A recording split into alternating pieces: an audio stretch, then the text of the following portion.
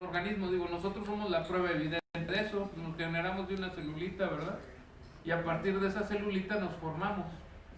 ¿Sí, verdad? ¿O no? ¿O salimos enteros? De probeta.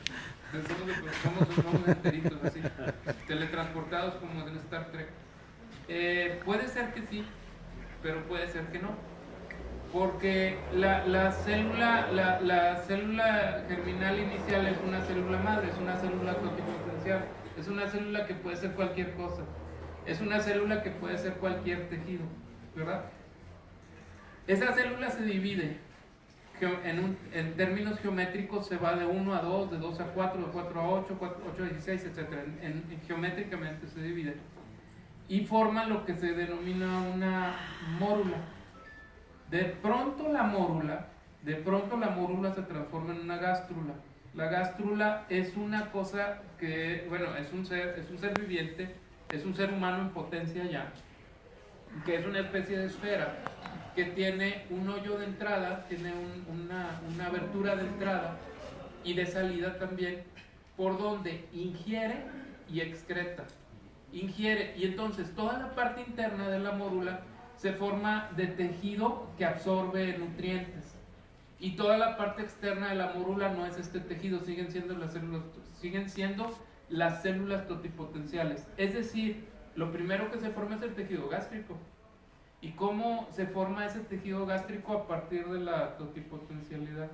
O sea, puede ser cualquier cosa, no se puede haber formado tejido muscular. ¿Por qué se formó tejido gástrico? Y luego, ¿cómo se define que cada célula se va a formar en tejido óseo, en tejido nervioso, en tejido muscular, en piel? O sea, ¿cómo se hace el tejido conectivo? ¿Cómo se hace esta diversificación? La verdad es que se ha llegado a la sorprendente conclusión de que es la posición de la célula la que define la especialización. En un momento dado, esta célula madre, por su posición con relación al resto de las células madre en la mórula, adquiere una especialización. Entonces, no es tan fácil el problema de la progenitura. No es tan fácil decir que vamos de la célula al organismo. Es probable que la forma final sea el principio y no la materia, no la célula.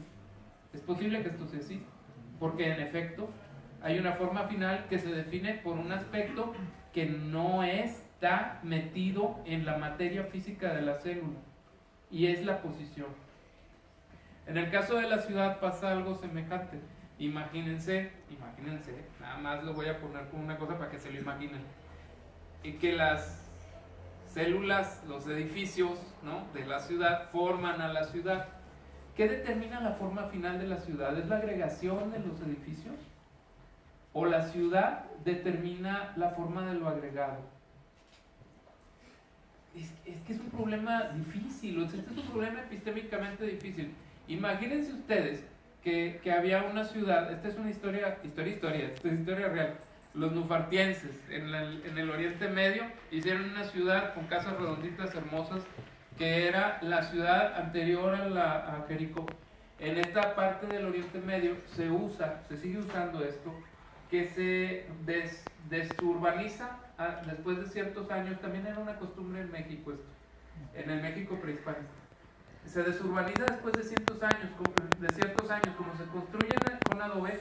El adobe forma parte del suelo otra vez y se edifica encima, y se desurbaniza y se vuelve a edificar encima, de modo que en planicies grandes, como las planicies de la Mesopotamia, se forman unas colinas artificiales de tierra, y encima se van formando ciudades, ¿no? Ya ahorita ya no tanto, y con esta periodicidad, porque ya con las leyes de protección del patrimonio protegemos eso último que quedó, que le decimos ciudad histórica a estas cosas que se llaman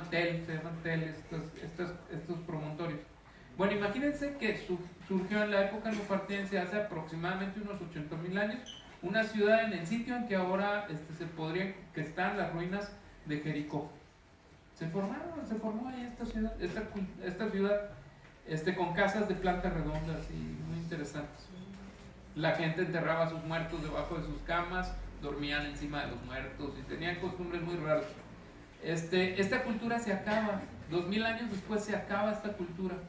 y los nufartienses quedan olvidados de la historia. Pues no tanto, porque queda una colina poblada de árboles que después de 2000 años llega otro pueblo y edifica ahí mismo una ciudad que semeja en estructura a la ciudad nufartiense. O sea, la ciudad nufartiense, a pesar de que, imagínense, una ciudad de adobe, 2000 años después de ser abandonada totalmente, ¿qué quedaría?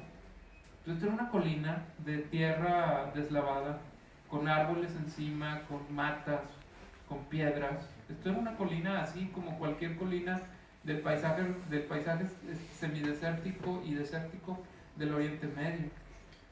Y sobre esa colina se edifica Jericó. Y permanece por un tiempo largo, permanece Jericó por unos 3000 años, hasta que es asediada por los israelitas y es derrumbada su muralla según la escritura sagrada, por el arcángel Miguel, ¿no? Ahí es derribada la muralla por el arcángel Miguel. Digamos, esto es interesante. Habla de una forma de agregación que surge de lo agregado, no de lo agregable. Entonces, en este sentido, vale la pena cuestionarnos cómo es el problema de... fui atrás, no fui adelante. ¿Cómo es el problema de las ciudades? La ciudad las origina la agregación que establece las condiciones de la forma, o lo agregado es origen de lo agregable. Es decir, la información que forma parte de la ciudad, una parte muy importante de la ciudad, como vamos a ver más adelante, es la que origina la forma final de la ciudad, o es la ciudad la que origina la información que va a regular a la forma de la ciudad en su funcionamiento permanente. Una pregunta que es uno de los grandes problemas de la teoría urbana. Este es uno de los grandes problemas de la teoría urbana. Aún no tenemos soluciones definitivas. Digamos que podríamos hacer una disgregación de los elementos, y esto es importante pues que lo hagamos, ¿no? La ciudad es un ente complejo, como ahorita más adelante vamos a ver, pero a pesar de ser un ente complejo hay que verla analíticamente, hay que establecer formas de leerla. Una forma muy clásica de leer a la ciudad y que responde mucho a la estructura física de la ciudad es concebirla como un conjunto de dos cosas: canales y espacios adaptados. Solamente esto: canales y espacios adaptados, es decir, cosas que nos conducen a lugares y lugares en los que se manifiesta lo sedentario. La ciudad junta lo nómada y lo sedentario, en palabras de Leroy Gurham, lo radiante y lo itinerante, lo junta en una sola entidad, lo junta en una sola cosa, hace que convivan estas dos cosas en un solo elemento.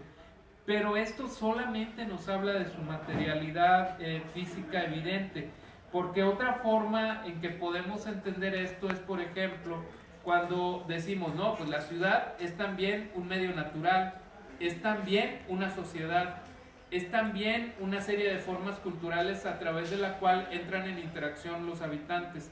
También es una construcción urbana, o es el conjunto de las construcciones urbanas. También es un entorno en constante cambio, también es infraestructura, medios de comunicación, también es virtualidad, y más ahora, ¿no?, que estamos viviendo en un mundo virtual hiperconectado, y estamos viviendo al mismo tiempo en un mundo real que es muy material, muy local. Esta dislocación de nuestra experiencia sobre la ciudad también forma parte ahora de la ciudad.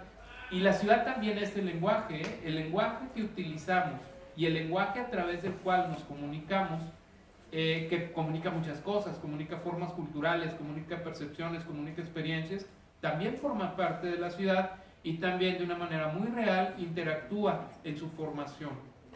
Una de las cosas que son interesantes en esto es ver la capacidad la resiliencia que pueden llegar a